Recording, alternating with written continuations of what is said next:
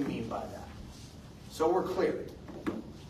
If I have the ability to take and button up and hide, defensively hide, like a turtle, right? If I can do that inside of the structure, I'm going to do that or get out. I'm not going to go looking for trouble.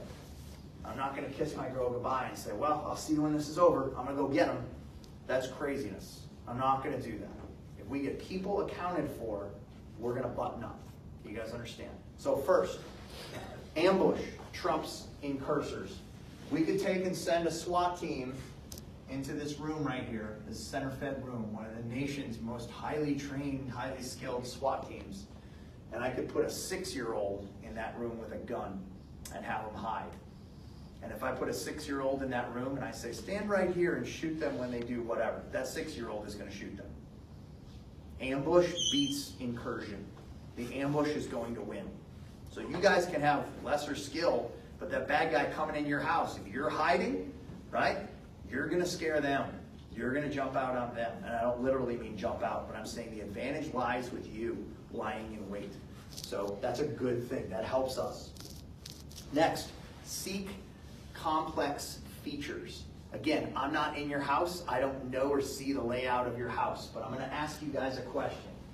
If you had a room that ended at the end of a hallway, and it looked sort of a flag like that, and that room had no doors, external, and it had no windows, and it had no closets, and the bad guy just kind of and came down the hallway, and that was the room you were hiding in, is that a complex feature or a pretty simple feature? It's very simple. And if it's simple for him, that's not going to help us out. You guys understand that? There's a problem that we encounter in structure clearing, in room clearing, and it's the SWAT nightmare. We hate it. And it's called a clover leaf. And it's one of the most technical problems that there is. And it is essentially, it is a room that comes into a centralized location that then has 3 branch rooms off of a centralized room. So that's you right there. Y'all can see why it's called a clover leaf, yes?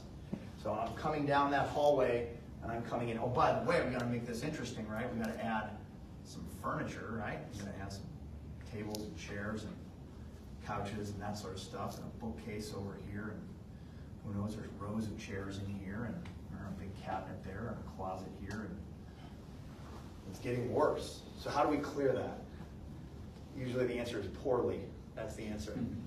So what's my point? If you're gonna hide, and you could hide in one of these areas, and the bad guy was coming into that area, is that a complex feature for him?